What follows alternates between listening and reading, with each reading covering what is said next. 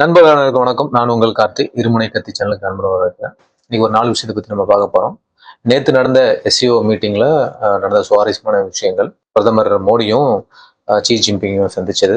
அதுக்கப்புறம் India, China rivals இல்ல.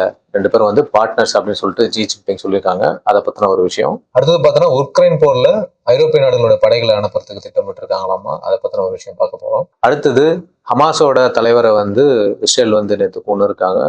So Israel Gaza வார் பற்றின ஒரு விஷயத்தை பார்க்க போகிறோம். அடுத்து ஆப்கானிஸ்தானில் மிகப்பெரிய ஒரு நிலநடுக்கம் நடந்திருக்கு. ஸோ அதை பற்றின ஒரு விஷயத்தையும் நம்ம பார்க்க போகிறோம். வாங்க வீடியோக்குள்ளே போகலாம்.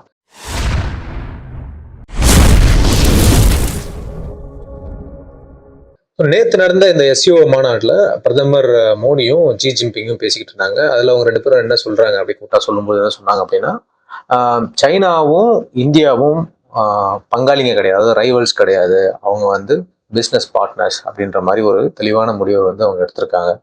ஸோ இதனால வந்து பெருசா சண்டை போட்டுக்கிற அந்த ஒரு கல்வான் வேலி மாதிரி புதுசா ஒரு சண்டைகள்ல வந்து இவங்க உருவாக்கக்கூடாதுன்ற ஒரு முடிவுல இருக்காங்க அப்படின்றது தெரிய வருது. ஸோ எப்படி பாக்குறாங்க அப்படின்னா, உலகளாவிய நிலவரம், அதாவது டேரிஃப் அப்படின்னு சொல்லிட்டு ட்ரம்ப் ஒரு பக்கம் எல்லா நாடுகளும் டேரிஃப் விதிக்கிறதுனால இந்த அழுத்தத்துக்கு நம்ம வந்து ஒரு பதிலடியா கொடுக்கணும்.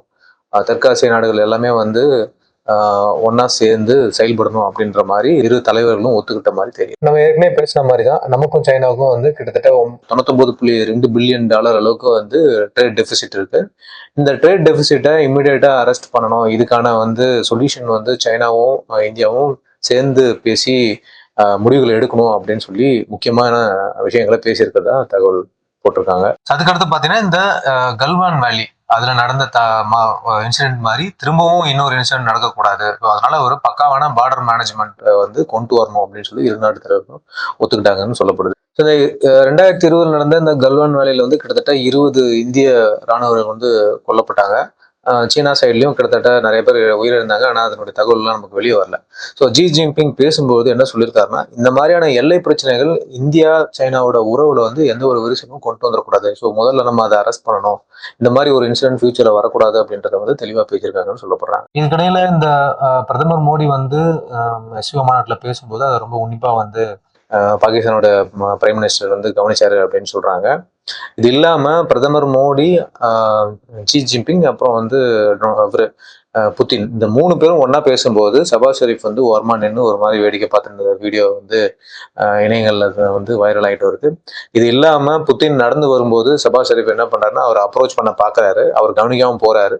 திரும்ப அவர் வந்து கை கொடுத்துட்டு போறாரு. ஸோ ரொம்ப ஈகரா இருக்காப்புல இந்த மாதிரி தலைவர்களை மீட் பண்ணணும்னு சொல்லிட்டு ஷபாஸ் ஷெரீப். ஆனா வந்து அவர் ஒரு கவனிக்கப்படாத தலைவராக தான் அந்த எஸ்சிஓ மீட்டிங்ல பார்க்கப்படுது. ஸோ இதுக்கிடையில இந்த ட்ரம்ப்போட டேரிஃப், யூரோப்பியன் யூனியன்ல நடக்கக்கூடிய இந்த வார், இதெல்லாம் வச்சு பார்க்கும்போது இந்தியா, சைனா, ரஷ்யா இவங்களுடைய உறவு வந்து ரொம்ப ரொம்ப முக்கியம் அப்படின்னு சொல்லி ஆசிய நாடுகள்ல வந்து எல்லாருமே பார்த்துட்டு இருக்காங்க. ரெண்டாவது நமக்குமே வந்து இப்போத்தி சுச்சுவேஷனை வந்து மேனேஜ் பண்றது கம்பல்சரி நமக்கு வந்து சைனாவும் ரஷ்யாவும் உடைய உதவியும் வந்து இமீடியட்டா தேவைப்படுது அப்படின்றது தான் நிதர்சனமான உண்மையா பார்க்கப்படுது. இதுக்கிடையே இஸ்ரேல்ல இருந்து வந்த ஒரு தகவல் என்ன சொல்லுது அப்படின்னாக்கா, நேத்து ஹமாஸோடைய செய்தி தொடர்பு தலைவர் அபு உபாய்தி வந்து கொல்லப்பட்டாருன்னு சொல்லப்படுது. இவர் வந்து பார்த்தோன்னா ஒரு முறையும் ஹமாஸ் வந்து இஸ்ரேல் மேல தாக்குதல் நடத்தும் போது இவர் வந்து அதை வந்து மக்களுக்கு வந்து தெரிவிப்பார். நாங்க இந்த இடத்துல இவங்களை கொண்டு இருக்கோம், இத்தனை பேரை வந்து சாகடிச்சிருக்கோம் அப்படின்ற ஒரு செய்தியை வந்து வெளியிட்டுட்டே இருப்பாருன்னு வச்சுக்கோங்க.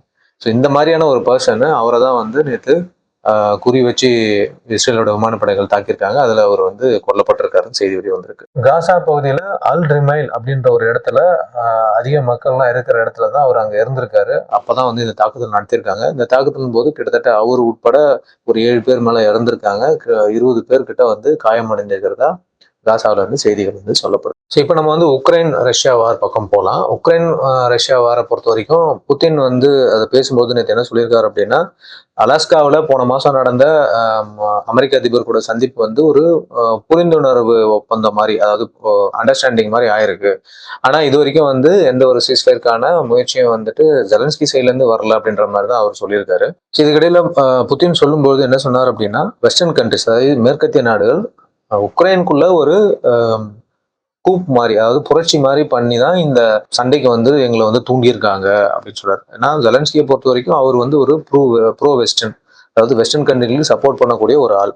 ஸோ அவங்க என்ன சொல்றாங்களோ அதை தான் அவர் ஜெலன்ஸ்கி வந்து செய்வார். ஸோ அது வந்து புட்டினுக்கு வந்து சரி வரல. அதனாலதான் இந்த வாரே நடந்திருக்கு அப்படின்ற மாதிரி புத்தின் வந்து நேற்று மீட்டிங்ல பேசும்போது சொல்லியிருக்காரு. இதுக்கிடையில உக்ரைன் வந்து நேட்டோல சேரணும் அப்படின்னு சொல்லி மேற்கத்திய நாடுகள் வந்து தொடர்ந்து வந்து அதுக்கான முயற்சிகளை எடுத்துக்கிட்டு தான் முக்கியமான காரணமாவே வந்து புத்தின் இடத்துல வச்சிருக்காரு. இதுக்கிடையில நேற்று வந்து ஜெர்மன் சான்சலர் ஃபெடரிக் மெர்ஸ் என்ன சொல்லியிருக்காரு அப்படின்னா, உக்ரைன் ரஷ்யா வார் வந்து உடனே முடியக்கூடிய விஷயமா நமக்கு தெரியல, அது சீக்கிரமா முடியும்ன்றது வந்து எங்களுக்கு நம்பிக்கை இல்லை அப்படின்ற மாதிரி ஒரு கருத்தை வந்து அவர் தெரிவிச்சிருக்காரு. மேலும் ஃபெடரிக் மெர்ஸ் என்ன சொல்றாருன்னா, உக்ரைன் வந்து ரஷ்யா பக்கம் விழுந்துருச்சுன்னா அதுக்கு அடுத்த நாடு இன்னொரு அதோட சுதந்திரத்தையும் இழந்துரும்.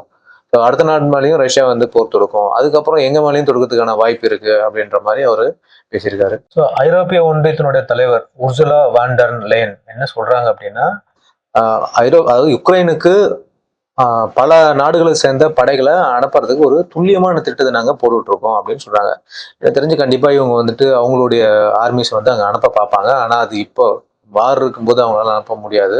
ஏன்னா ரஷ்யா வந்து அது இன்னும் கோவப்படுத்தும்ன்றது அவங்க நல்லாவே தெரியும். ஸோ இதுக்கிடையில ஒரு முக்கியமான விஷயமும் நடந்திருக்கு. என்ன அப்படின்னு பார்த்தோம்னா, பிரான்ஸோட வெளியுறவுத்துறை அமைச்சர் வந்துட்டு கிரீன்லாந்து போயிருக்காரு. கிரீன்லாந்து போயிட்டு அங்கிருந்து கிரீன்லாந்துல இருந்து அந்த மக்களுக்கு வந்து ஒரு நம்பிக்கை கொடுத்துருக்காரு. கிரீன்லாந்து வந்து சேலுக்கு இல்லைன்னு சொல்லிட்டு. இந்த விஷயம் நான் ஏற்கனவே உங்களுக்கு வீடியோல போட்டிருக்கேன். அதாவது கிரீன்லாண்டை வந்து அமெரிக்கா வந்து அபகரிக்க பாக்குறாங்க, அதுக்கான காரணத்தையும் நான் போட்டிருக்கேன், ஏன் அவங்க வந்து அந்த மாதிரி பண்ணியிருக்காங்கன்னு சொல்லிட்டு. இது வந்து டென்மார்க்கை வந்து பயங்கரமா கோவப்பட்டுச்சு. டென்மார்க்குக்கு ஆதரவா பிரான்ஸோட வெளியுறவுத்துறை அமைச்சர் வந்து அங்க போயிட்டு அந்த மக்கள் ஒரு உரையாற்றிருக்காரு. அதுல அவர் சொல்லியிருக்காரு, கிரீன்லாந்து சேலுக்கு கிடையாது அப்படின்ட்டு. இது வந்து டென்மார்க்குக்கு ஆதரவா யூரோப் வந்து இருக்கிறத வந்து காமிக்கிட்டு. நேற்று வந்து பாத்தீங்கன்னா ஆப்கானிஸ்தான்ல ஒரு மிகப்பெரிய நிலநடுக்கம் நடந்திருக்கு. இது வந்து ரெக்டர் அளவுல 6 அளவிடப்பட்டிருக்கு. இதுல வந்து 200 பேருக்கு மேல இறந்திருக்காங்க, நிறைய பேர் காணாம போயிருக்காங்க அப்படின்னு சொல்லப்படுது. இந்த நிலநடுக்கம் வந்து ஜலலாபாத்தனுடைய வடகிழக்கு பகுதியில 7 கிலோமீட்டர் தாண்டி வடகிழக்கு பகுதியில வந்து இந்த நிலநடுக்கம் வந்து உணரப்பட்டிருக்கு. ஸோ பாதிக்கப்பட்டவங்க வந்து நிறைய இருக்கிறதுனால அந்த அந்த பகுதிகளுக்கு வந்து செல்றதுக்கு வந்து மீட்பு குழுவினருக்கு வந்து மிகவும் கடினமா இருக்கு அப்படின்னு சொல்லிட்டு நியூஸ் சொல்லிட்டு இருக்காங்க. இதுக்கிடையில என்ன அப்படின்னு பாத்தீங்கன்னா, இந்த நிலநடுக்கம் வந்து பாகிஸ்தான்லயுமே உணரப்பட்டிருக்கு. ஏன்னா அது பார்டர் தான், ஆப்கானிஸ்தானுடைய பார்டர் தான், ஆப்கானிஸ்தான் பாகிஸ்தானுடைய பார்டர்ன்றதுனால 6 மேக்னிடியூட்ல அந்த நிலநடுக்கம் இருந்ததுனால 2 நாட்டிலுமே இந்த நிலநடுக்கத்துடைய தாக்கம் வந்து உணரப்பட்டிருக்கு. ஆப்கானிஸ்தான்ல அடிக்கடி வந்து இந்த நிலநடுக்கம் வந்துட்டு தான் இருக்கு. அடிக்கடி இதோடைய தாக்கம் அங்க இருந்துட்டே இருக்கு. 2023ல கிட்டத்தட்ட 6.8 மேக்னிடியூட்ல ஒரு நிலநடுக்கம் அங்க வந்துச்சு. அதுல 2000க்கும் மேற்பட்டவங்க வந்து இறந்தாங்க. அந்த டைம்ல இந்தியா கூட அவங்களுடைய ரெஸ்கியூ டீமையும் மெடிசன்ஸு, அப்புறம் இந்த மாதிரி போர்வைகள், அந்த மாதிரி நிறைய விஷயங்கள் வந்து அமைச்சிருந்தாங்கன்றதும் இங்க நம்ம சொல்றோம். ஓகே மக்களே, ஸோ இதுதான் வந்து இன்னைக்கான முக்கிய தகவல்கள். இன்னைக்கு எஸ்சிஓ மீட்டிங்ல வந்து புதின் அண்ட் நம்ம பாரத பிரதமர் மோடி வந்து சந்திக்கிறாங்க. ஸோ அந்த மீட்டிங்கோட அவுட்கம் என்ன வருது அப்படின்னு சொல்லி பார்த்துட்டு அதையும் நம்ம வீடியோவில் கொடுக்குறோம். அதுவரை உங்ககிட்ட இருந்து விடைபெறுகிறேன். நன்றி, வணக்கம், பாய்.